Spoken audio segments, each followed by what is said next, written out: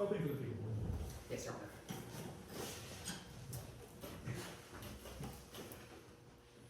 May I proceed? Whenever you're ready. May it please the court, members of the jury. She used her patient's pain for profit. It's August 2nd, 2019. A construction worker named Derek Vinson is doing his job. He's helping to make the Midlands community a better place.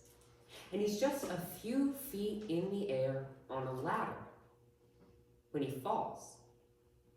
It shouldn't be a big deal. This kind of fall happens every day on construction sites. But when Mr. Vinson hits the ground, he starts bleeding. He starts bleeding, too much blood, it doesn't stop, and he dies from just a few feet in the air. So why'd he die? You're gonna learn today that 2 weeks earlier, he went to his doctor's office, the office of this defendant, Dr. Davis. And Mr. Vinson told her that he was in pain, and he asked her for a painkiller.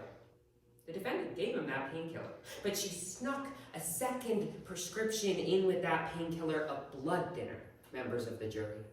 A blood thinner that Mr. Vinson didn't ask for, didn't need, and that meant that when he hit the ground, there was no stopping the blood.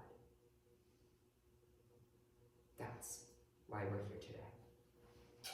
Because members of the jury, when you become a doctor, you swear an oath to do no harm. And when this defendant prescribed that blood thinner, she broke that oath.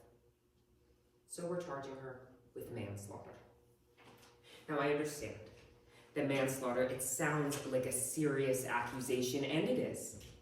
But there are a few facts that everyone in this courtroom agrees on. Everyone agrees that that blood thinner, that those pills killed Mr. Vinson.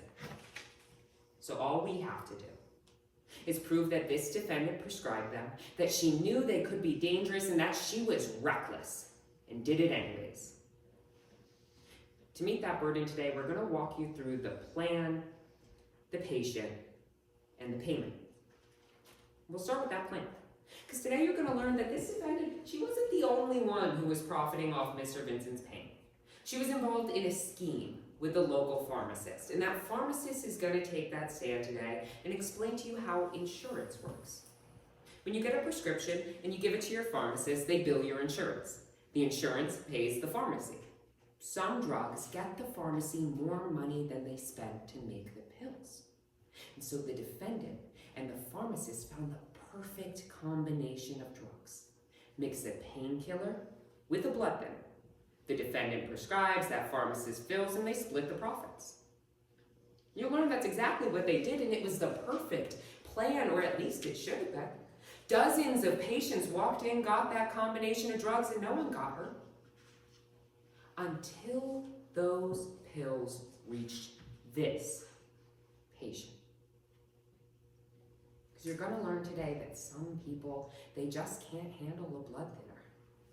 If someone's at risk of falling, they shouldn't get a blood thinner. If someone has kidney disease, they shouldn't get a blood thinner. Mr. Vinson was both.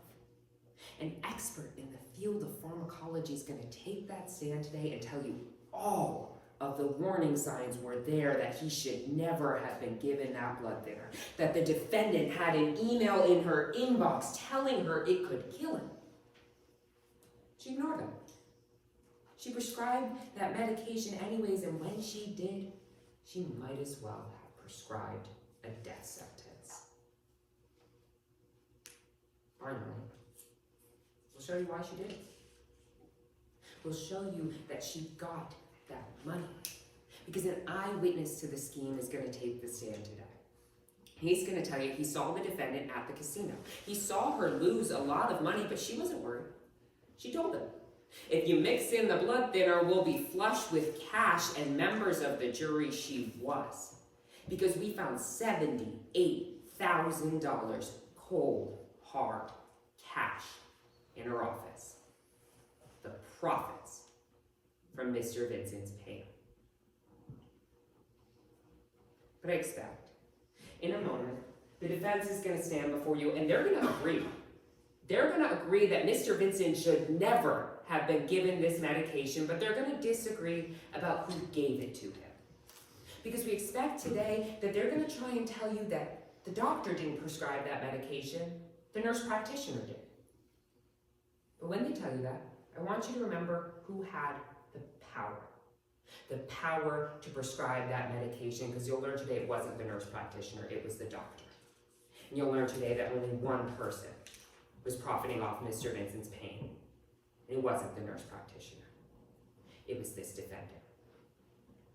We'll ask you to find her guilty. Thank you. Thank you.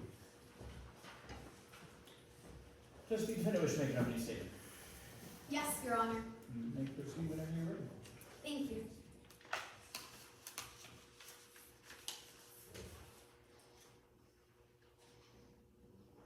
Their case is bought and paid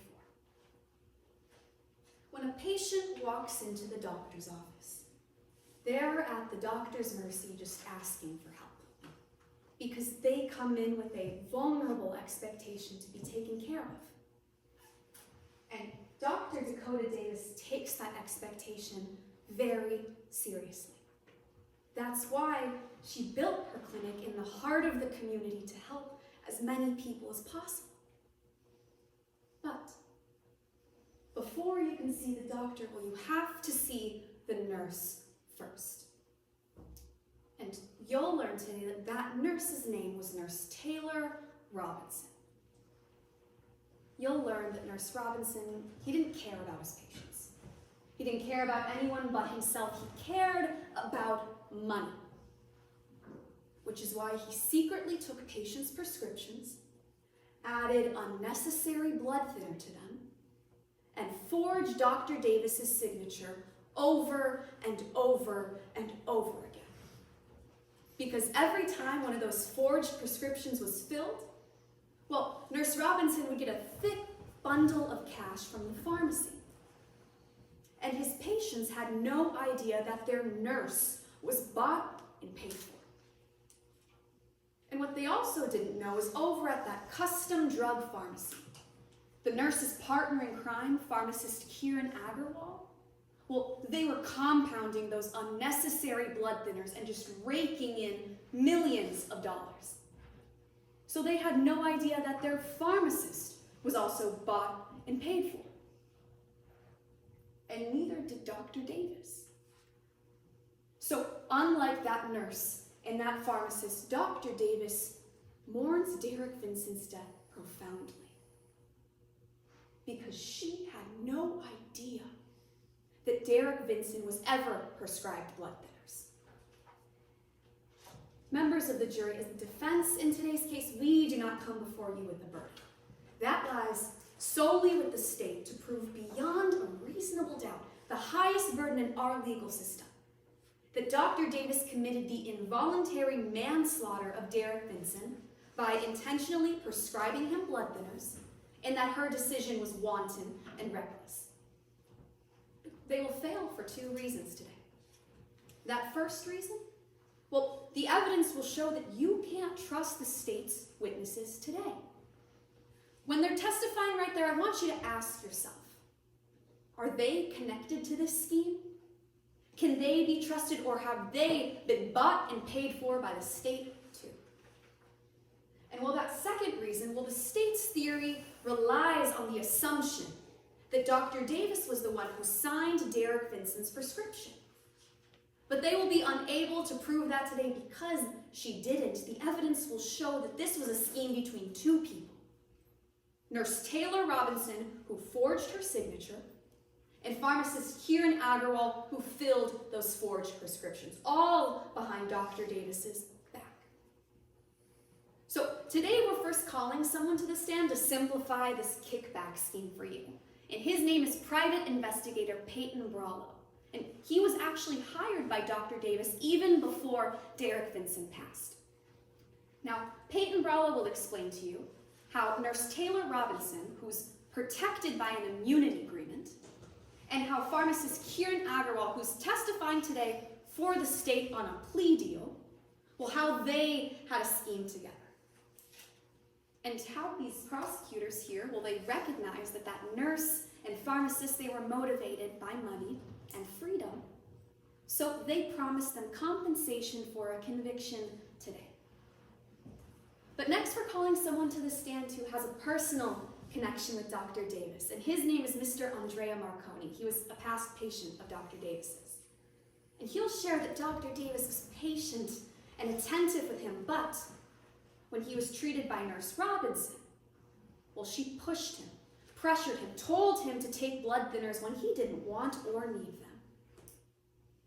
But finally, well, Dr. Davis herself is choosing to testify today, to take that stand, sworn under oath, look you in the eyes, and tell you that she doesn't ever remember prescribing Derek Vinson blood thinners. That her signature on that prescription, it looks off. And that, yes, she mourns Derek Vinson's pain, but she didn't profit from any of this.